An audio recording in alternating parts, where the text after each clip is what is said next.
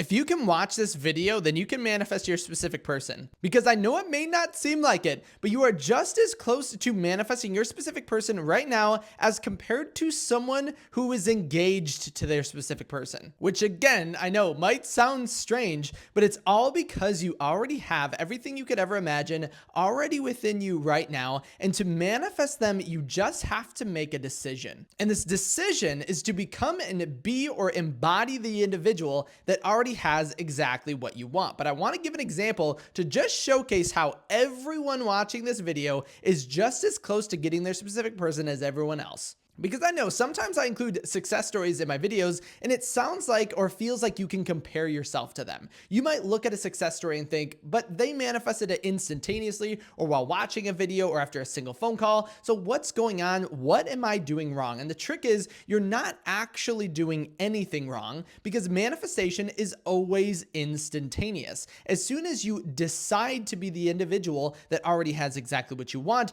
you are going to see and experience everything that you're assuming to be. And so what that means is when you see a success story that is awesome and amazing and instantaneous, you're just witnessing that crossover of that individual fully embodying that state. Or whenever you actually have a lack of doubt, you instantaneously act from that state as well. Meaning if you were just watching this video without overthinking it, really you already have what you want. So just by doing that and embodying the state or listening to me hype you up that you can do it, you're going to experience results because the only thing that could ever actually get in our way is ourselves. So the fun example I always like to give is to remember that if you were blocked, if you were not in contact with your specific person, if you didn't know where they were, if they were halfway across the world, you would be literally just as close to manifesting your specific person as someone who is engaged or about to get married or already married to their specific person. Because what you're perceiving as distance from where you are to your goal, your higher self sees absolutely no distance at all. And we could actually just use the concept of Neville Goddard in the 4D in order to make this apparent. In the 4D, you've already created everything. You've already done everything. In the fourth dimension, it's time, meaning your life is already created.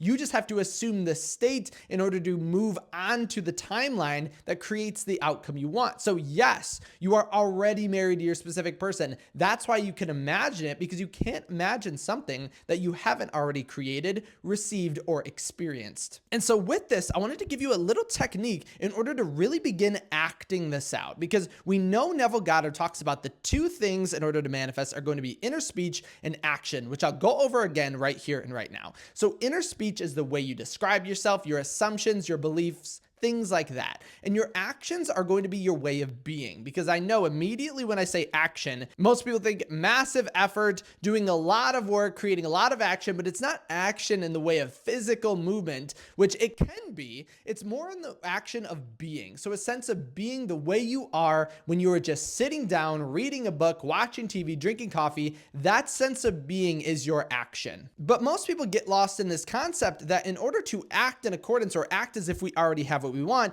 we have to be talking to our specific person. So the thought process is, oh, if I were with my specific person, I would be texting them, I would be calling them, I would be sleeping in the same bed as them, right? And so you might think, according to this, then my divine guidance should be to just go to my specific person's house and knock on the door and just sleep in their bed, right? That makes sense because it's acting in accordance. But we're not acting in accordance to the action. We are more acting in accordance to the feeling. It's not action is the secret. It is feeling is the secret. And although everything is going to come to you in a bridge of events, again, we want to focus on the feeling. So when we're acting in accordance, we're doing things that sustain or create the feeling as if we already have it, not the physical action, because two people could do the same exact thing in a physical sense and receive two different results. Take, for example, two people who want to be healthy. Two people could embody the state, or one could embody the state and the other doesn't, but both could go to the gym every single day, eat the same exact food, and one is going to get fit and one isn't. And you would say, well, why? And you'd say, because the state of consciousness is not aligned. So the same thing is happening here. When we talk about inner speech and action, or at least when Neville Goddard talks about inner speech and action, you have to align your inner speech before you can take action, which is your state of consciousness, into your state of being. So what you want to do in your day-to-day process is search for the feeling. Do things that sustain the feeling as if you already have what you want, not physically, even though sometimes the physical elements can actually help you retrieve or sustain that confidence. For example, sometimes to get into a state of feeling pursued, you might reach out to your specific person. That might be a divine guidance. Now, does it have to be that way? Absolutely not. Do you have to reach out to your specific person?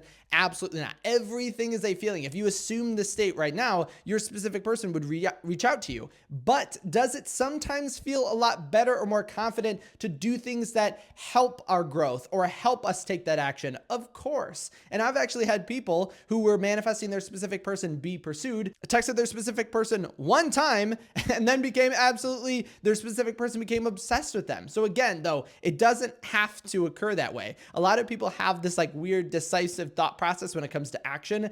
Action is not the physical demand on your physical body that you want to create. It's more a sense of being. And anything that is going to support that confidence is something you can do, but you don't have to. Again, if you text your specific person and they're texting you 100 times after you texted them once, that probably would support your confidence that you could be with them, but you don't have to do that because the confidence was within you the whole time. No physical action can actually sustain or create that state of consciousness until you feel it. So it's all back to a decision and back to the feeling. For example, again, let's say you wanted to become healthier. Going to the gym might sustain that. It might help you get into a state of health, but would you say you need to go to the gym in order to be healthy? No, you absolutely do not. So I'm just making this video in order to really press in that idea into our mind that if you can watch this video, you can manifest your specific person. Again, there's no action, nothing that you need to do, just a state of consciousness, but anything that can support that state of consciousness is going to be something that you want to dive into,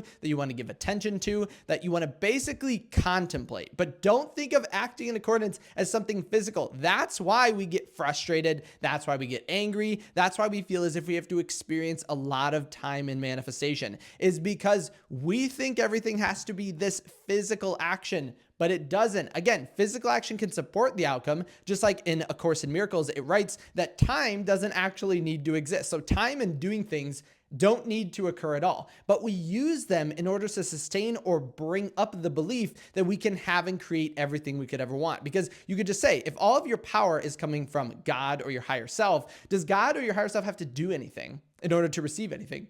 No.